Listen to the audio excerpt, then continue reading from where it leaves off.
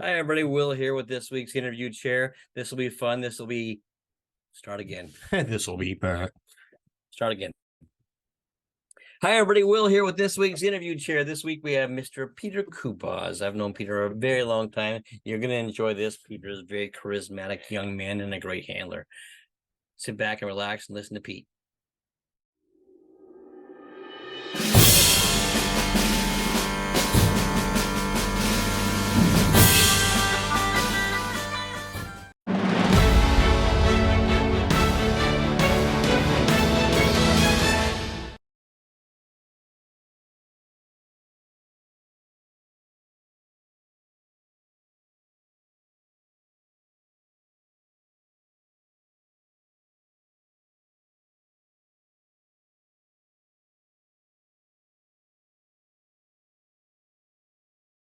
Hi, everybody. Will here with this week's interview chair. And this week is one of my very favorite, Mr. Peter Kubacz, all-breed professional handler. I've watched Pete pretty well grow up. How are you, Pete? I'm well, Will. How are you? Good. It's good to see you. You got some nice hair. Thanks, man. I used to have nice hair, and now I just have undercoat. So it's been my new cultivation this year to grow my hair. Oh, yeah, it's working, man. It's working. You look good. Thanks, man. So how are things going? You were at a show this weekend? I did a little all-breed shows down in Harrington, Delaware. Yeah. So it didn't show many dogs, just a handful. Won some breeds. Nothing magnanimous, but it was nice. We survived the tropical rainstorm too that was happening during that. It was luckily it was an outdoor show, but it was under like a tin cow barn, so we were fairly sheltered as far as we weren't going to get wet, but once you walked out from under it, you were. Was it noisy, the rain hitting the tin? Not actually. Probably not really. It was more of the wind gusts coming through, I would say, because the rain was kind of it was constant, but light and staggered at moments, but definitely constant. But I didn't think it was too loud. Okay, good. Well, Pete, I'm going to ask you the same question I ask everybody how I start off. Tell me how you got started in this sport of dogs, and how old were you? We all know you were a baby, but when I started to show dogs was maybe 8 or 9, starting at match shows, and then in 10 I was junior showmanship and and I got my first dog. But I was a dog show baby. I was going to dog shows, while I was in the womb. So, so I was around as a child, and I really didn't start paying attention. I showed in juniors, but then I was done. I showed my dog, and then you could find me in a tree or in the playground or fishing. I was not paying attention to the dog show whatsoever. I'd hang out with Evan Threlfall and be in his setup, and Mark and Bonnie are showing all these dogs, and we're being miscreants and not paying, we know that Robert's around. We know Bonnie's showing an Ingy. I know my parents are showing Irish setters, but we're children. We're not actively participating yet. And then maybe at 14, I started to pay attention more at the dog show, appreciate it more, seek advice and absorb advice and knowledge from people, and then go from there. And here we are. And you were never pushed into juniors, though. Did you just do it yourself? No, I no, that was the thing. My parents never pushed me into it at all. Yeah. I was always at them. They took me out of school. I missed school constantly, going to dog shows, but I always had to do my schoolwork. It was kind of if you want to come, you have to do all this stuff too and make sure, your grades are good. So I did. But I was never pushed into it. Once we got, once we got to the show, I didn't do anything. As long as my stuff, as long as my schoolwork was done, I went and played. I wasn't paying attention. My parents didn't ask me to to do that stuff. But the moment I did, then it changed. The moment I took an interest, then they started to pepper in things. And once I wanted to, then I started to want to groom my dog. And then from there my mother was like, well, now you can groom, you can do all the the dogs. Yeah, you can do the feet and the clipper work on, and bathe the Irish setters, at home. And so I started doing that, and then took to it gradually, I would say, but not from I was not in awe of the dog show as a child, because it was just the thing I was doing. Yeah, it was just normal for you. Right? Yeah, it wasn't anything that I was, it wasn't abnormal for me to be traveling and be in a new location all the time.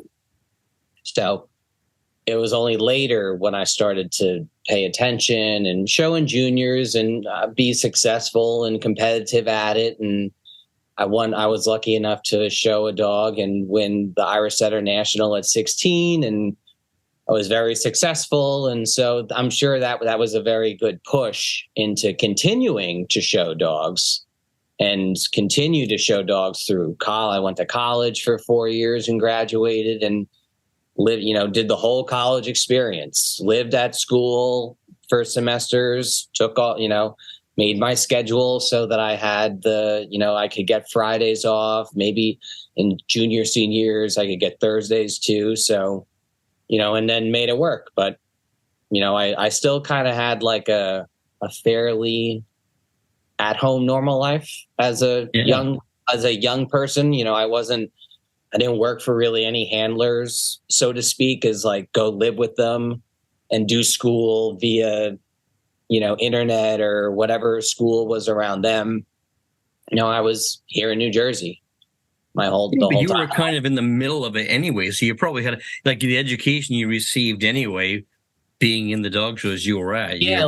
I say it grew me up faster than I realized, I'd say. Yeah. Just being around adults and dressing and, kind of having that little kind of caveat of respect, took you a little further.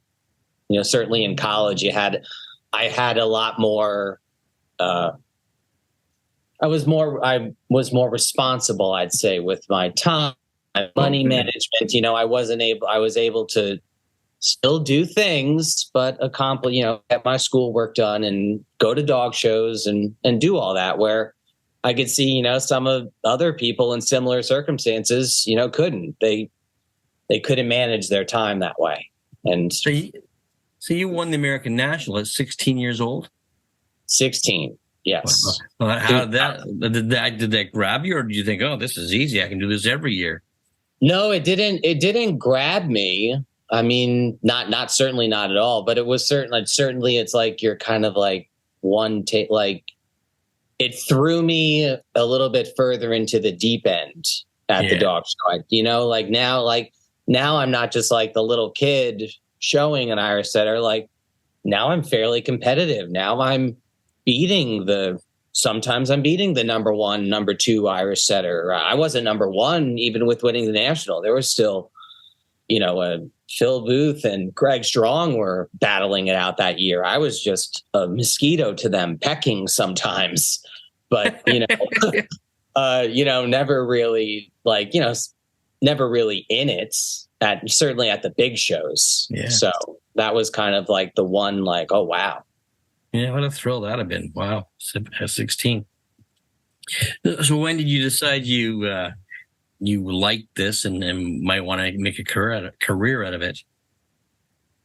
I mean, I guess I decided I always liked it since I'm continuing to do it, and always, throughout my life with, doing more as far as in the dog world. But I guess probably when I really decided, is this what I'm going to do for the rest of my life? Or am I going to go do something else? Probably what's this? Maybe probably 10, 12 years ago, when I decided to rebuild the kennel. It was am I going to go work for somebody? Because I was mid 20s by then, a couple couple of years out of college. So I was like 25, 26 maybe. And I was still like in a college mode too. Like still was at home and like showed some dogs and helped around the kennel, but like wasn't like really doing it either. Still kind of going with my parents to shows, not like really doing it on starting to, but not really. And then it was kind of like, well, what am I doing? Am I going to start to do something? Or so then decided to focus on the kennel or redo the kennel, and start to grow that. I built an apartment above it, added a lot of square footage downstairs to the office and the grooming room, and then built like a 1,200 square foot apartment upstairs for myself. And then just started to focus on that from there, and began grooming my handling business from that as well. I showed a lot of Irish setters. I still do. Yeah. But that was kind of like my mainstay in the beginning times. I had a lot of Irish setters. And, I always had an Irish setter champion to show. I had a flat coat I had to show. And my father had gotten into wolfhounds some years back. And so then I had a wolfhound to show. And then, kind of whatever ones drifted in and out in between then. When obviously your parents were big mentors for you. What other mentors did you have? You must have had some. They don't even know they're your mentors, probably. Probably not. Again, because I never like really worked for somebody, but I got to be around a ton of people and see so many people. So, certainly my mother and father for getting me in there. Andrew Doyle was a real big person. Yeah. I wanted to trim them and my mother didn't. So he was like the person always showing me like what to do, or like, and also that what he'd egg my mother on as well with that, like, ooh, because now I'm starting to trim underlines and do like the kind of next level of grooming from there. So he, in my younger years, for sure, he was like an adult figure at the show. Then, he was funny and, childlike too. So perfect for me at my young, teenage years. And so, he was a lot of fun and learned a lot of like trying to pick up the subtle thing. I'm sure I would have really, with what I know now, like the things that I could have learned then, my ability to grab that knowledge. But probably at that beginning time, he really was one. And you too, you probably wouldn't have thought it, but because you and Andrew were always around, you and were a person that I saw. Kelly Fitzgerald, another one, growing up into like my 20s. And she was very nice and generous with her time. And so, Peter Green was like an icon when I was like 10. Yeah. Oh my God. Like when he petted my dog when I was a kid, just like friends like, oh, hi, Pete, and petted my stupid pet. Like, oh, that made me so happy. Like, like, well, oh, wow. Out of all the Beagle ribbons, out of all Miss P's ribbons, I only have one ribbon, the one that Peter gave me. I kept that one. So I know where you're coming from. Like, yeah. So I really got to I feel like I got to see, be around, and probably at the time not realizing it either. I think back on it now and I realize all the people and things that I got to see, or that I probably did take for granted. Cause what did I know? Like, as far as what was happening at dog shows. Well, you grew up in the dogs that were being shown and the people at the time, that sort of stuff. Like I feel like I got to see like the last kind of good bit and I wasn't even paying attention,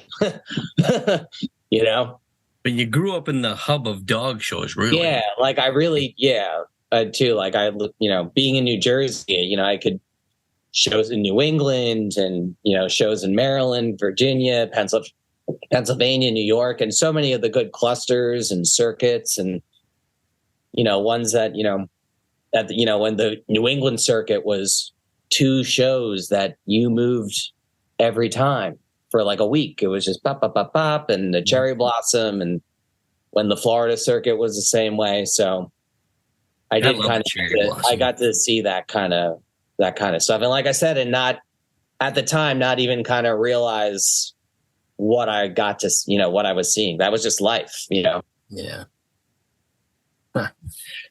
So now you're showing dogs for a living, and clients are coming to you. What was the first big dog, prominent dog that actually you started, besides your 16-year-old best of breed American National?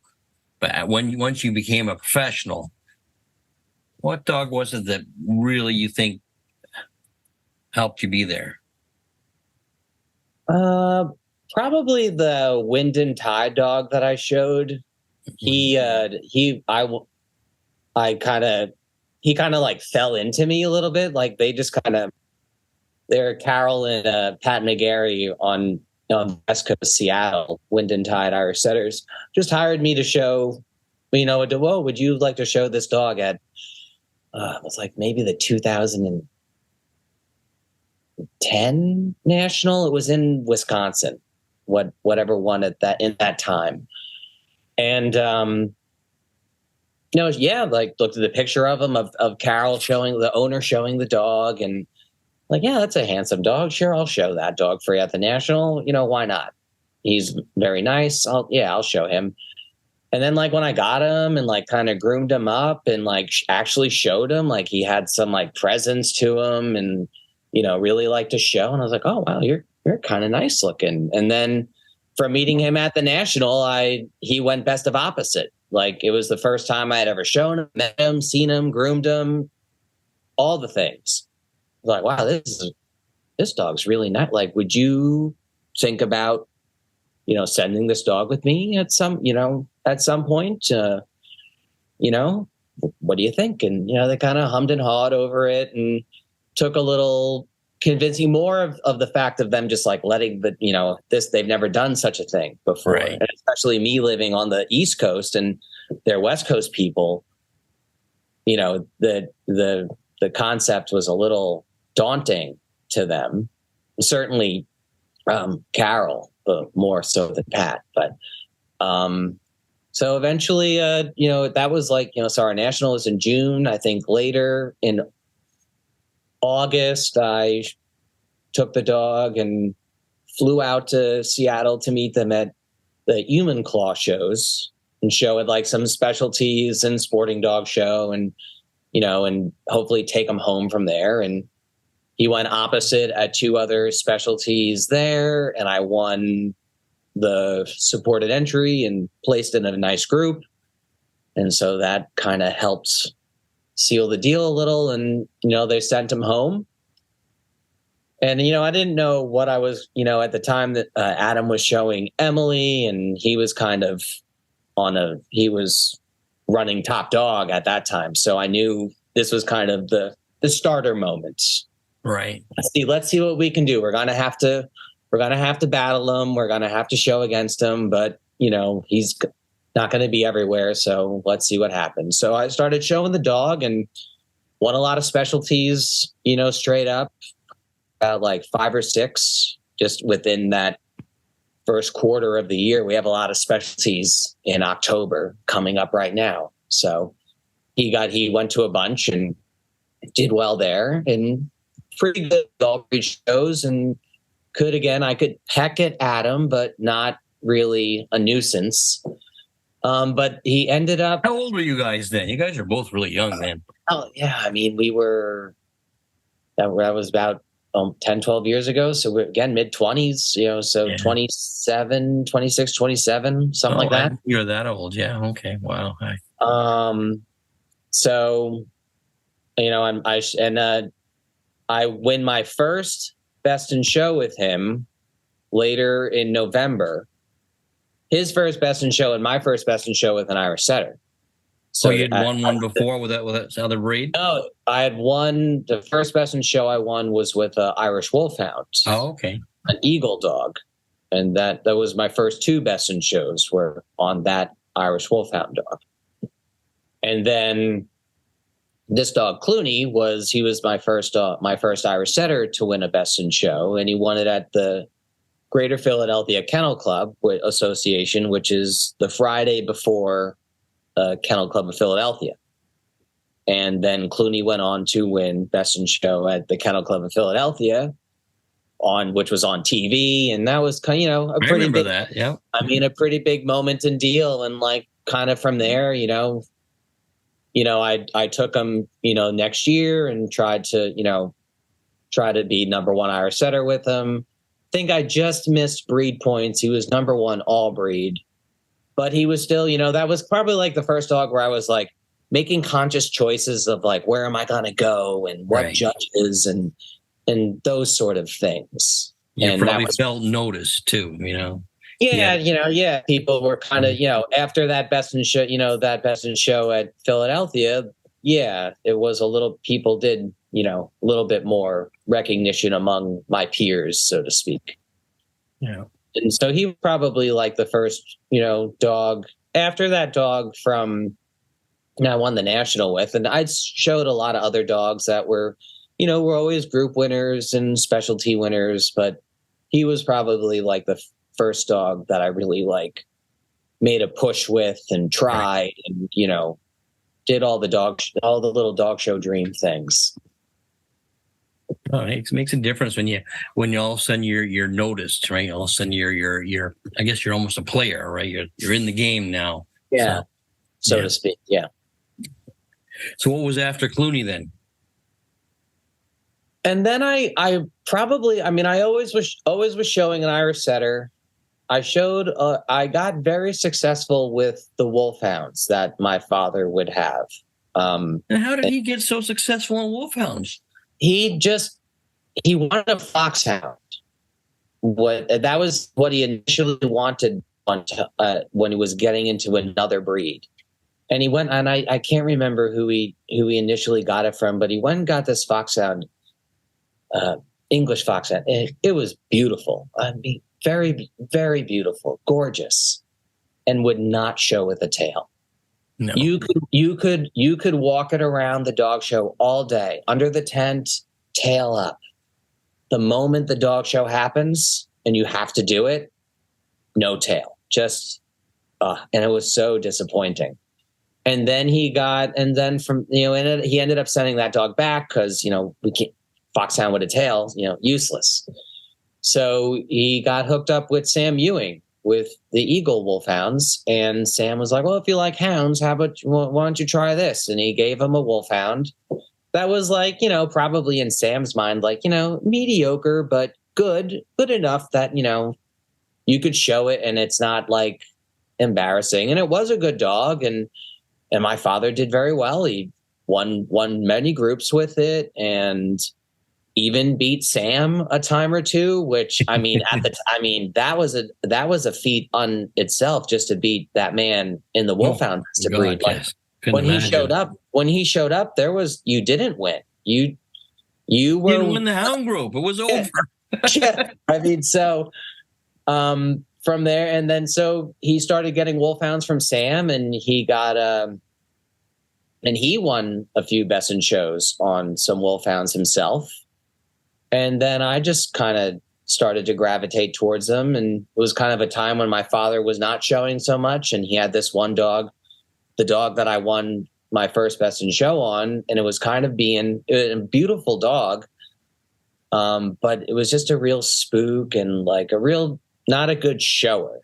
And he was giving my father and he was giving him issues and problems. And I just showed him, like, I was like, well, let me see what I can, if I can, me being a little handler boy now. So I started showing him, and I placed in a few groups with him. I won a group with him, and he actually was showing pretty good for me. It seemed to click for him. I was a little softer with my hands and not, I wasn't getting so when the dog would do something, get aggravated at or with, and that sort of dismay then translates to the dog, and then it becomes downhill. Since I was new to him and he was new to me, we had a kind of like a little bit of a fresher start, and he knew how to show. So it wasn't like I was needing to train him. And so from here, he was the first dog that I showed, Wolfhound, that I was, became pretty successful with. And he won several groups and best in shows. And then from there, I always kind of had a Wolfhound, and then, and they were always successful. And being Eagle dogs from Sam, he was always helping us. And, even a few were ones that we didn't breed them per se, but they were bitches that we had and shown. And, so we were getting puppies from generations now of the dogs that we had been showing for the past, 20 years now, I think. So, those were always, I really enjoyed showing them, and being in that group was different. It's a different group, and getting that kind of different view and experience of the other dogs, and not just being in Irish setters and sporting dogs kind of helped me. That kind of helped me also branch out a little more and get more recognition too. Now people see me not just with a sporting Irish setter or sporting dog, but in another group with another breed, winning groups, and being consistently competitive. Don't you have a picture of Beagle too? Yeah, group winner. I do. It is in my grooming room.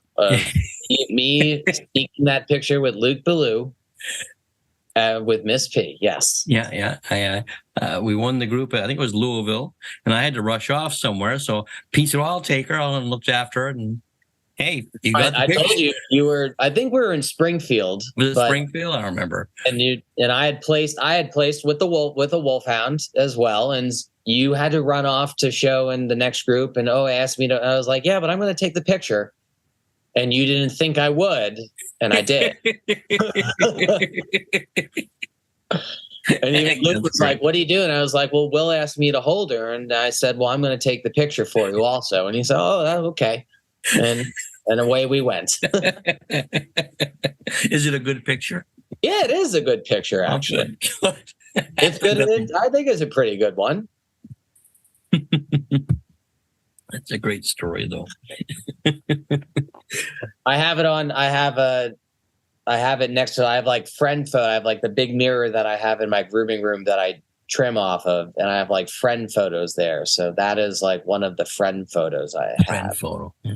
Yeah. You have to send me a big copy of it, or at least a picture of it, so I can see if it looks good or not. So I will. Yeah. So okay, we'll go on with dogs in a second. What do you do in your spare time? I know we talk about movies all the time. So what else do you do? What do you do? Oh, when I have the spare time, I know it's hard to say. I'm happy to. I've become a new lifestyle of exercising, so I do that pretty much daily. Certainly the days that I'm home when I'm not at dog shows, but even at a dog show, if I stay at a hotel, I'd make sure it's one with a gym.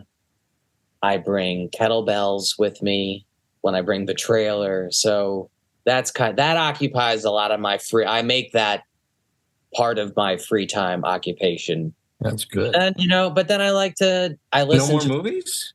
Oh, I listen. I'll watch movies at night. I listen to podcasts and comedy shows when I'm grooming dogs or in the kennel. Most of the time, if I'm home, it's sitting here in the office or trimming a dog. And, and then, if I have then I always plan a trip. You and Wayne always talk about people, having the time to go away. And, we went away last week with some friends, Adam and Kate, and a couple of our close friends, and went to Charleston, South Carolina for a little staycation, getaway, walk around, carefree, nothing to worry about, have nice dinners and good leisure time. No, that was great. I do That's try great that to. you guys are that close. Like you guys grew up in juniors pretty well together, and you're still that close. That's great. I love watching that. So, And I snowboard. I like to snowboard in the winter. I always take a snowboarding trip somewhere in the winter. My friends from college actually got me into that, and now I've become a very avid snowboarder. So every year, if I'm not going to dog shows in January or February, I'm definitely snowboarding somewhere. And I think we're trying to plan a trip out west for our my other buddy. We all our birthdays are kind of all around the same time, and we're all turning 40. So we're thinking about. I know it's hard to believe, isn't it? Thinking about going out west and doing something fun out there. We usually go to Vermont, but now try something a little bigger, and something somewhere we haven't been, something to explore. What are your thoughts? Like Big Sky or somewhere in Utah, maybe something like that.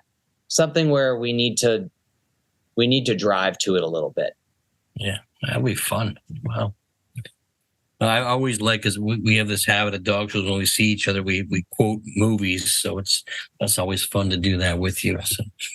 Yeah, I haven't seen a lot of like new movies. I mean, everything like streaming. Like I wanted to see Oppenheimer.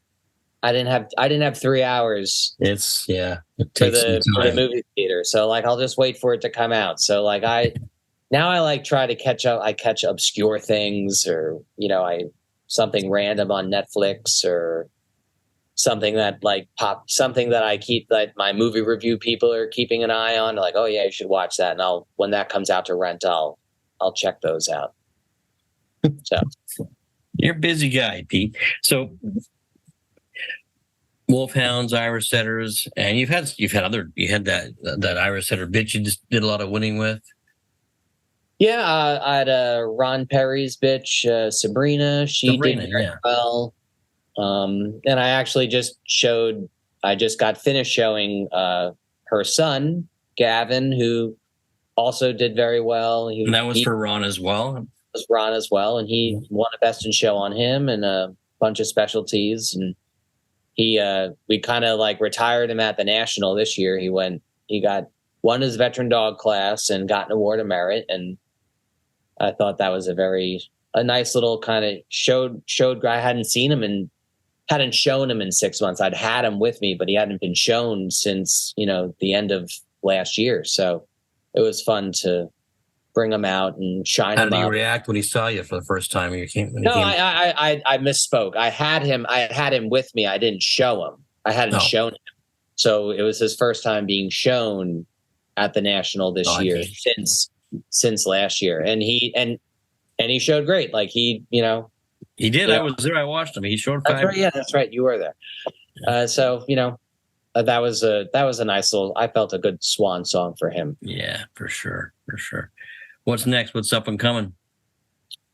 I have the Irish setter dog now that I'm showing. This one is actually. Yes, he's been doing very well as well. Yeah, this is the first one that I've shown that I've bred. Though I haven't shown one that I've bred in a while. Certainly so you're still actively breeding as well, then, Pete? Yeah, not as much as I would like to, or as I should. The last litter we bred was, about a year and a half ago now. So they're like, they're in the 12 to 18. No, actually, no, they can still be in bred by puppy class. So they're going to be about a year old soon. I think it's important that I see a lot of young handlers that are breeding dogs. I think that's a really important aspect of it, because some people just take dogs and they have no idea about the husbandry of it all. So yeah, that for sure. And but I feel like it's unfortunate because we go to so many dog shows. Like, who has even, like I just said, I wish I don't even have. You just said I'm a busy guy. I don't even have like the active time to breed my own dogs. If I'm, being a handler, that's my one kind of crutch, I guess. Yeah.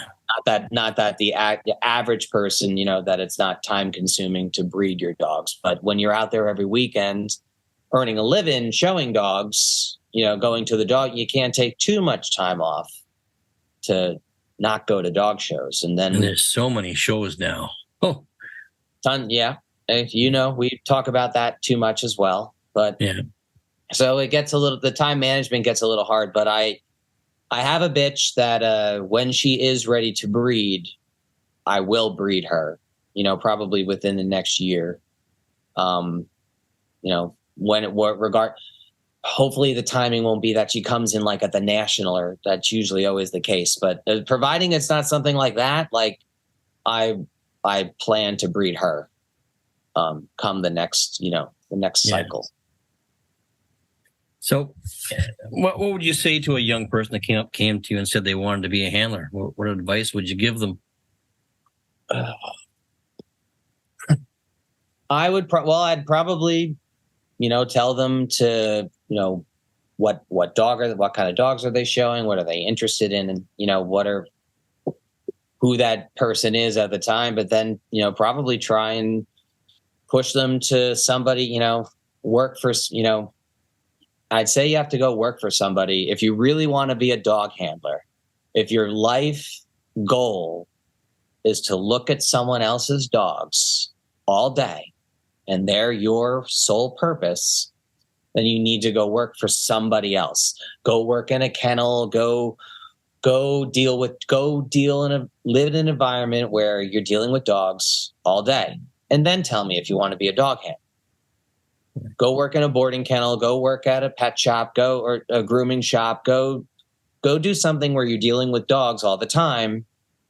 Then tell me, do you want to be a dog handler? Because if you can't deal with dogs all the time, then probably can't be a dog handler. There's one thing to be able to show dogs and be good at showing dogs, but to be a dog handler, they're your life. Someone else's dog is your responsibility, and that's all you're doing. So go do that first. You good that you're in juniors and you show dogs, and that's good, but then now go live with them. Make it your responsibility, not just you're going up and showing a dog and taking the glory of that moment, but now you're dealing with all of it, the bathing, the grooming, the time and effort you're putting into that dog to get the results that you just got because that somebody handed to you, so to speak. And then see if you want to be a dog handler. Yeah. So you have an assistant, don't you? Alex is your assistant. I do. Yeah. Have you had a few apprentices already? I've had maybe Alex is probably my first real he's been with me the longest, 8 years. He's been there. Started as great guy. As a younger junior, but he also wasn't super into juniors. He kind of just showing his dog.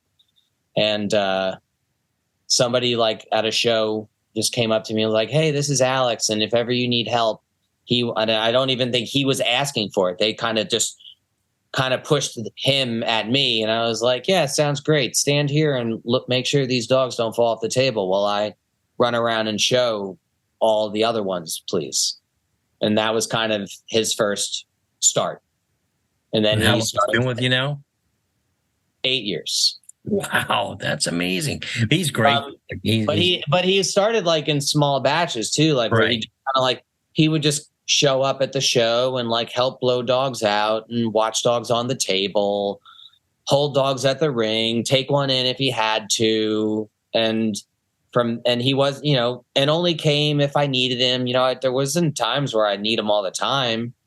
Just when I was showing a bunch of Irish setters at the Irish setter specialties or something, I didn't show a ton of dogs that warranted a real full-time assistant. So he kind of started out, slowly as well. And he was young and he was in high school and going into college. So kind of worked both ways for our schedules. And they seem to work well together. So. Before him, I had a young girl, Lydia Rogers, who I met through Mariette O'Malley, who bred Irish setters with my family and I. And she was a girl that lived in Mariette's neighborhood who knew nothing from dogs, nothing. Just saw them in her neighborhood and was like, "Oh, those are pretty. I like them." and Mariette kind of slowly drew her in, and like then she started like showing her dogs in juniors, and then she started kind of helping me in the way like Alex started helping me in the, his beginning years, watching dogs on the table, getting them ready, doing a little bit of light grooming. And she actually took to it for a 14-year-old girl who didn't know anything about dog shows, came into it great. Like, and she, was best junior at our national and qualified for Westminster several times. And, for, a young girl who had no family brought her into, like her mother and father didn't do it. She didn't have a dog. She just met Mariette in the neighborhood. And from there, sometimes a clean slate is the best way to start. Yeah, and she kind of had a real good natural ability to show dogs and was genuinely interested in it and liked it. And she would, she didn't stay with it. She went off to college and, went on from there. But during her little time, for her being in juniors, and she was very good at what she was doing and could have, if she wanted to, continued to go forward. Yeah. And, but she, her life took her somewhere else. But in that time of her, 4 years or so of starting so much older into the sport with no knowledge, she was phenomenal. And, a lot of that be due to you as well, you teaching her. So it sounds like well, I know you have. You've done a great job with the kids that have worked for you. No, Alex is I push him constantly more now. There was one, his first year when I remember it was like the Rhode Island National probably like 5 years ago or so. And it was his first like time working for me at the National. And I had like 25 dogs to show there. I show, you see me. And so that was a lot for him too. And so I hired Joanne, who now is a handler as well. And she was working. So she worked for Adam when he was with Jamie. So she knew what to do. She knew the score, and she lived locally. So it was easy for her to back and forth to Warwick. And, and the two of them tag teaming on, grooming all these dogs and bathing them. And he was like, whoa. I told him, I was like, I'm going to go have a nap, bathe and dry. We had done like 5 dogs by then. I'm helping other people, helping set up the National. I was like, bathe and dry this dog, do its clipper work and feet.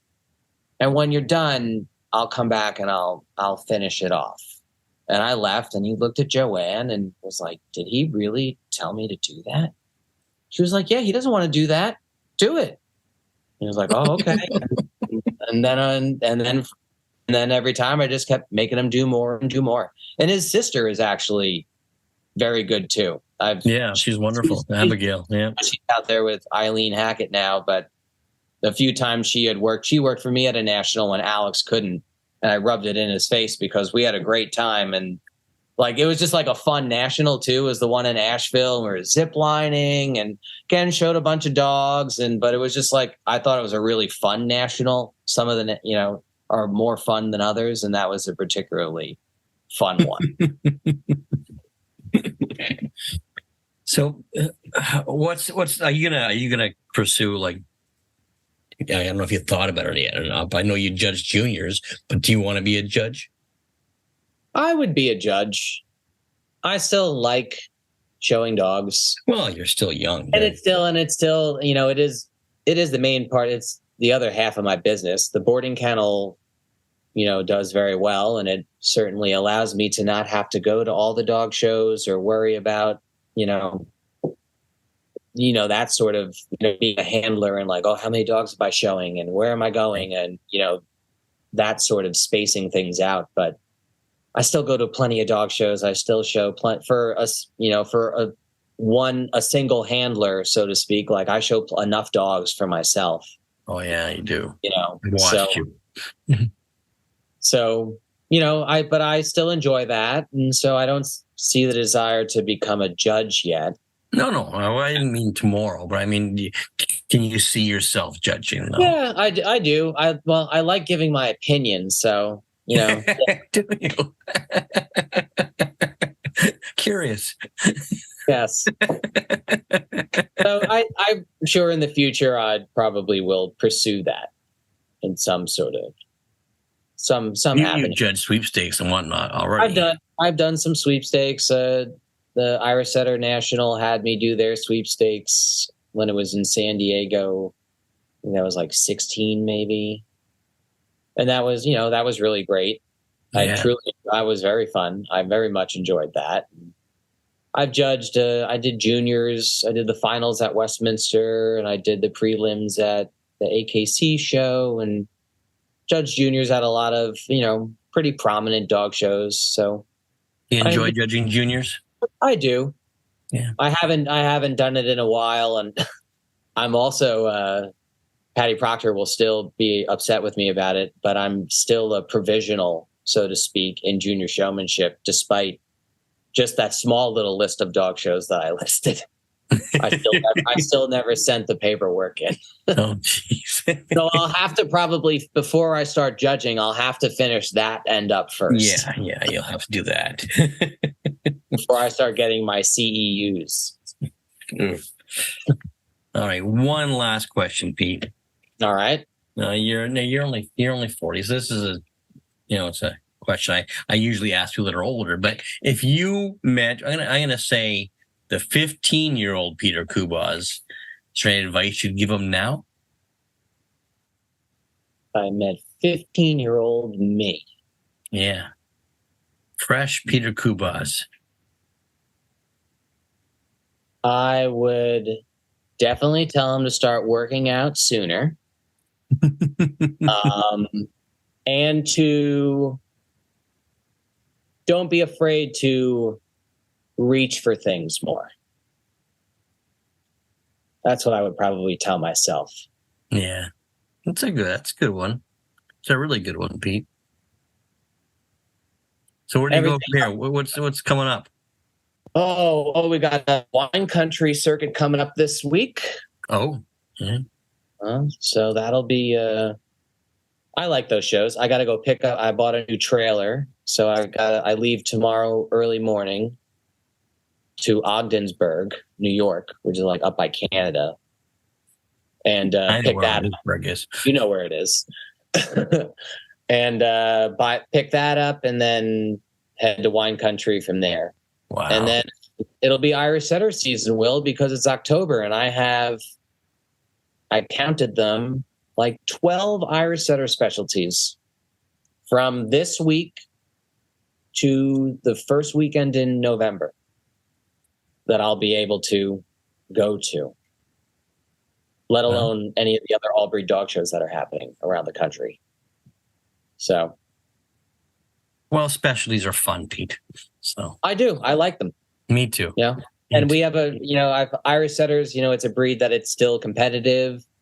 It's still, we get good entries in them. The quality is still there for all the areas that I'm going to be able to go to. So I enjoy that little travel aspect of it too. Okay. Well, I won't keep you, Pete. I really appreciate your time, man. I know you're a busy guy. You were just getting home when I sent you the message, so yeah, I appreciate you putting some time aside for me. So absolutely, Will. My pleasure. Always good to see you. When am I going to see you next? Any times? You going to come to AKC or something like that? No, I haven't decided yet. I'm showing some Irish Setters in Illinois, especially. So that might be. I might see you there. So, are you there? All right. Yeah. All right. Very good.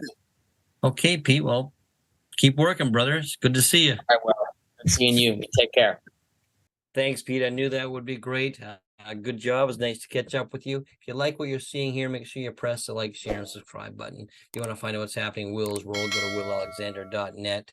And don't forget about the podcast every week. Myself and Wayne Kavanaugh. Now it's on YouTube, not just podcasts. Take care, guys. We'll see you next time.